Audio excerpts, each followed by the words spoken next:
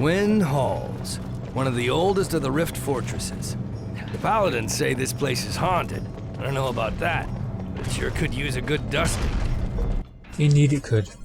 Anyways, hello viewers, this is Clockworks and welcome to another Orcs Must Die. This is map 7, the Twin Halls.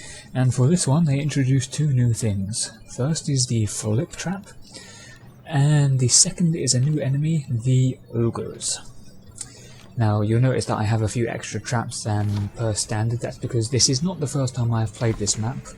Unlike the other previous videos, this is mainly because even though I did get 5 skulls on my first time playing this map, the video didn't turn out to be very good because it was more of a lucky win per se, and the traps were just all over the place, etc, etc. So I decided to remake it and have the traps in, better positioning. Now I'm going to go ahead and stop calling these videos guides because it's more along the lines of just how I did it. You'll feel free to copy if you want. And for this one, I was going to test out a new. I figured I would test out a new scheme. I wasn't actually intending on recording this one, but it turned out to go so well that I decided to go ahead and keep it after I had finished the map. Now you're probably wondering what these barricades are for. Yeah, well, that's what the wind gauntlet is for. You'll see it all comes together later on. Now for the first wave they'll come out of the right door, then the next 2 waves they'll come out of the left. Now as you know, orcs can't walk through each other, so making them pile up behind each other with the arrows stun is a great thing to do, because the ones behind have to wait for the others in front to start moving again before they can get past. Now I actually don't build up any traps on the left. You'll feel free to, because you can do this on either side, but feel free to just do it on the left or on the right. It might actually be better to do this whole tactic on the left side, the one I'm on now, because it seems more enemies come from this way later on. But it's completely up to you. I just chose the right side for the sake of it. And here's the first section of super speed. As you know from my videos, I show the first wave in normal speed and the last wave in normal speed, and the trap building sections in normal speed. However, the waves in between I will super speed them up. Now here was what I wanted to test. If you block off this path, will they go up the middle steps or not? Let's go ahead and take this barrel. Might as well make use of environmental objects.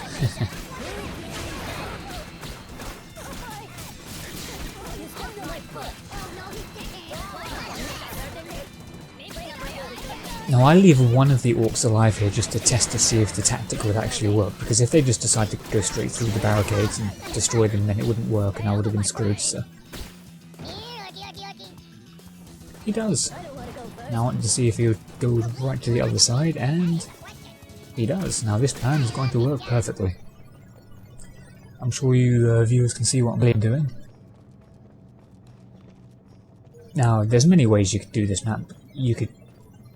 The majority of videos I've seen on this map have just been people who have just piled up traps on both sides, like just filling the walls with arrow traps and just breeze through the level, relying on their crossbow a lot more than standard. But I figured I'd show something a little bit more unique. Right here I could decide whether to put slow pits or the flip traps. However, slow pits are a lot more effective because you're going to be using the wind gauntlets a lot map.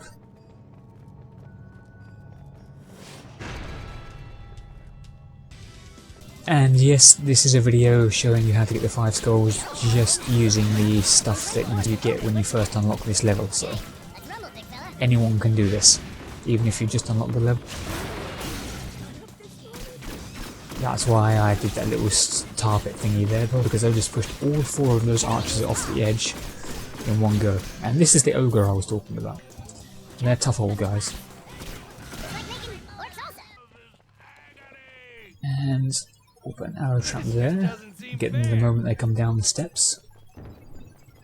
It works out quite well.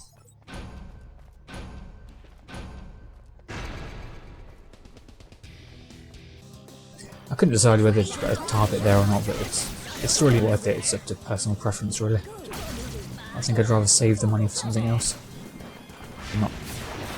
Just a tip: don't stand on top of the barricades, because then the orcs get some kind of unnatural slash range or cutting range, and they'll just like hit you while you're on top of it, even if they're nowhere near you.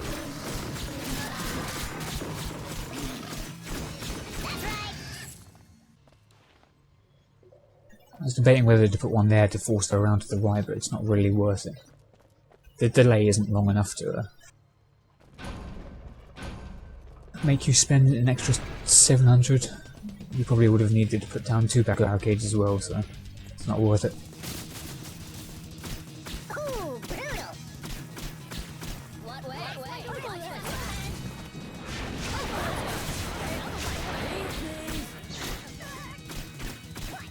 Be careful of the archers, they're especially dangerous on this one.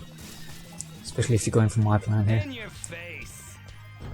I actually wanted to put that barricade a little bit further back, but since I've put it there, I'm just going to go ahead and make use of what I can. I slowed it back down to normal speed here so you could see the placement I had put down correctly.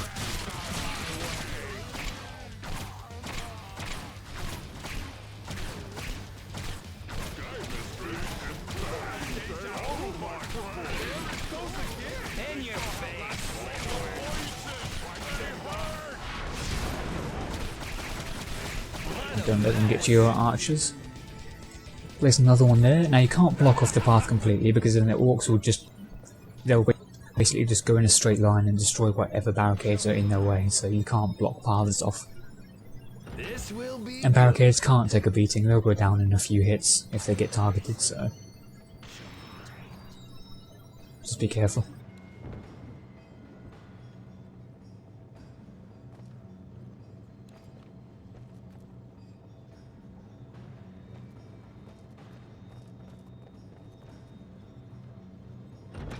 I'll just arch a wall up, arrow wall up this wall here, and place a couple of tar traps. Not sure if tar traps were the appropriate trap to put there, but I didn't really have anything to put there in its place. If you had spike traps as well, you could go ahead and do that. So using the boom barrel, I could have had spike traps instead. Yes, I know, surprising, right? One of the first maps that I don't go ahead and use the boom barrel a lot on. Because I'm not. I just use what's on the map. Because conveniently, there are lots of these little boom barrels. Yeah, don't worry about being near an explosion of the boom barrel, they don't harm you. Now, I'm sure you've noticed, archers shoot 3 times, then they reload, then they aim, and then they shoot again, so they don't just constantly fire. They like burst fire and then there's a small break. This is all personal preference, but I decided to put the flip trap there and just around that general area, because if any orcs get close enough, they'll just get flipped right down to the end of the hallway.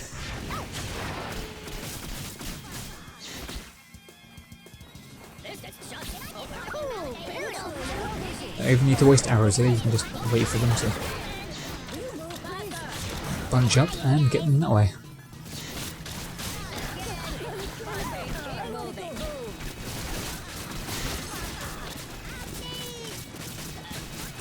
Don't put one at the end there, they don't bother going that way, so it's not worth it.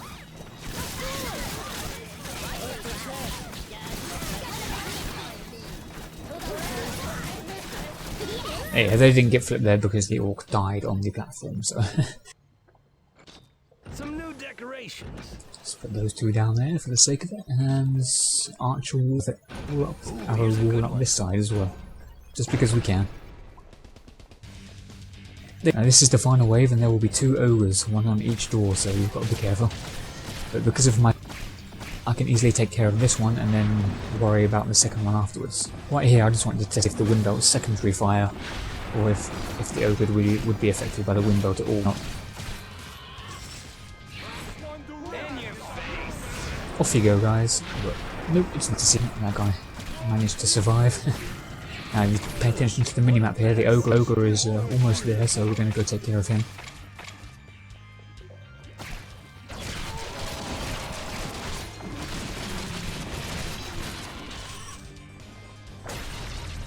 Now I haven't upgraded my tar traps, but it would be quite a good thing to upgrade before doing this level because it slows them down even more, which will give you a lot more time to get back here and do this. And yes, you can blow them back over barricades, so don't worry about using the wind gauntlets for that, they won't just get trapped behind the barricade.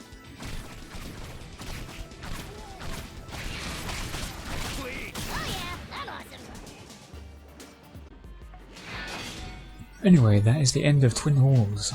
I hope you enjoyed this video. This is Clockworks, and that is the 5 skulls in a bit of a different way. And thank you for watching.